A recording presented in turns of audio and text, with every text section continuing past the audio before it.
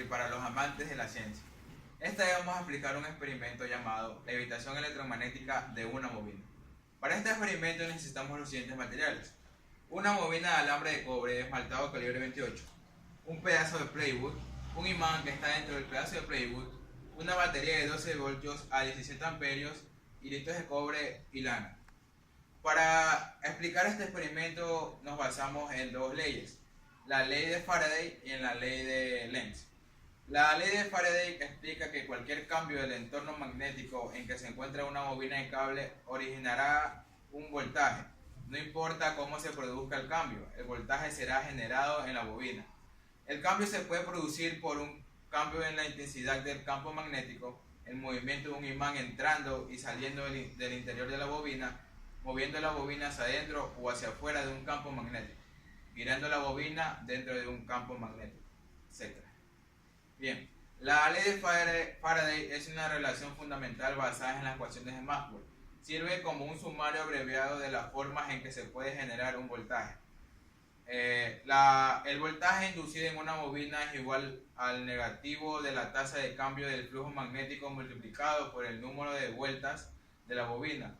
Implica la interacción de la carga con el campo magnético. Para que se lleve a cabo este experimento tenemos que tener en clara la ley de Lenz, que es cuando se genera un voltaje por cambio en el flujo magnético. De acuerdo con la ley de Faraday, la polaridad del voltaje inducido es tal que produce una corriente cuyo campo magnético se opone al cambio de lo que produjo.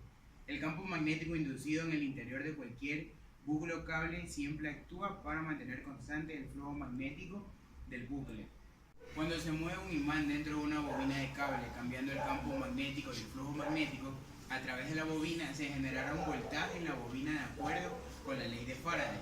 La polaridad del voltaje inducido es tal que se produce una corriente cuyo campo magnético se opone al cambio de lo que produjo.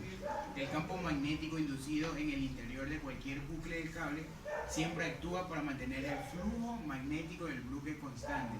Ese comportamiento inherente de los campos magnéticos generados se sumariza en la ley de Lenz.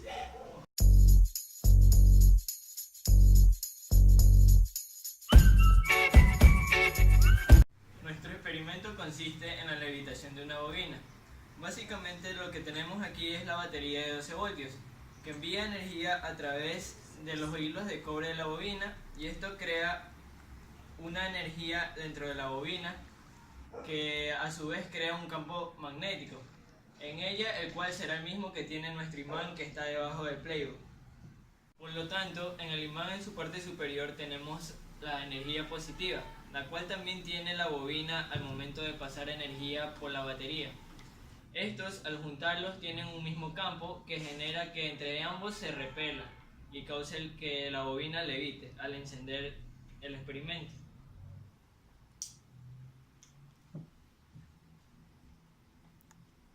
Bueno, el electromagnetismo es una de las categorías de la física que se refiere al magnetismo producido por una corriente eléctrica.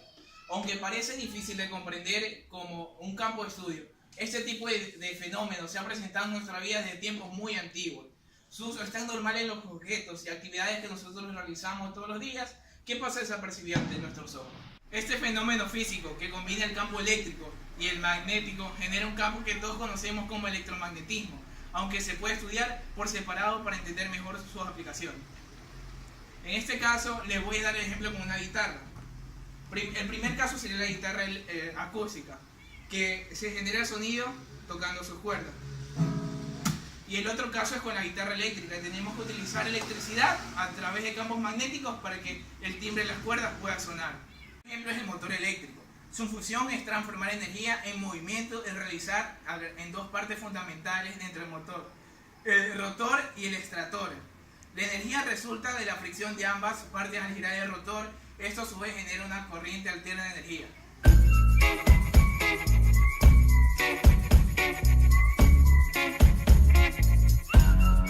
En conclusión, sabemos que las leyes de Faraday y de Lenz son necesarias para la vida cotidiana. Así que puedes decirle a tu pana que estudiar física es muy divertido y te ayudará mucho en tu futuro. Shalom.